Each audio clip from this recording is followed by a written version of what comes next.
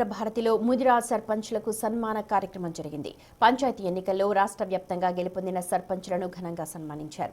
ఈ కార్యక్రమానికి మంత్రి వాకిటి శ్రీహరి, మాజీ మంత్రి ఈటెల రాజేందర్, మండలి డిప్యూటీ చైర్మన్ బండ ప్రకాష్, ముదిరాజ్ కార్పొరేషన్ చైర్మన్ బొర్రా జ్ఞానేశ్వర్, మాజీ ఎమ్మెల్సీ కాసాని జ్ఞానేశ్వర్, ముదిరాజ్ సామాజిక వర్గ నాయకులు హాజరయ్యారు. ఈ రాష్ట్రంలో దాదాపు 11% సర్పంచులను గెలిచిన మనం.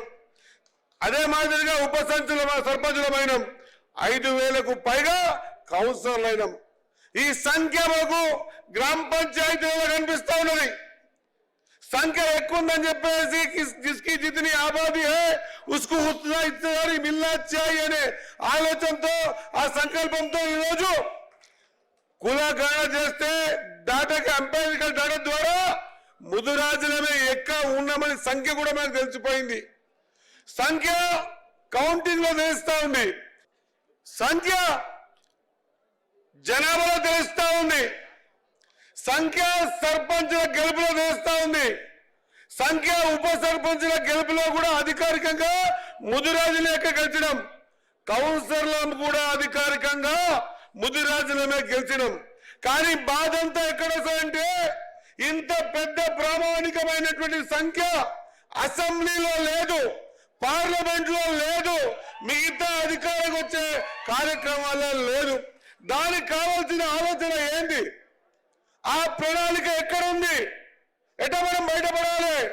ఒకరికి ఒకరు తోడైతే, ఒకరికి 10 మంది తోడైతే మనం ఆలోచన విధానాన్ని బయటికి ఎట్లా తీసుకురావాలి?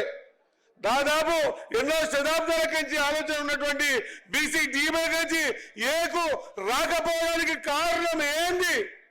ఎందుకంటే చట్టసభల్లో మనం లేవు కాబట్టే ఈరోజు మనం వెనుకబడిపోతున్నాం అన్నమాట మర్చిపోతుందని తెలియజేస్తా ఉన్నా. 26 ఏళ్ల వయసులో తాను మక్తల్ సర్పంచ్గా గెలిచానని, తనకు సర్పంచ్ పదవే పునాది అంటూ చెప్పారు మంత్రి శ్రీహరి. ప్రస్తుతం గెలిచిన సర్పంచులు రాబోయే కాలంలో ఎమ్మెల్యేలు, ఎంపీలుగా గెలవాలని ఆకాంక్షించారు. ఇక రాష్ట్రంలో 11% సర్పంచ్లు ముదిరాజులు గెలిచారని తెలిపారు. చట్టసభల్లో ముదిరాజులు అధిక సంఖ్యలో లేరు కాబట్టి బీసీ-డి నుండి బీసీ-ఏకు తమ సామాజిక వర్గం రావడం లేదు అని అన్నారు. శాసనసభలో 35 మంది ముదిరాజ్ ఎమ్మెల్యేలు కూర్చోవాలని ఆకాంక్షించారు.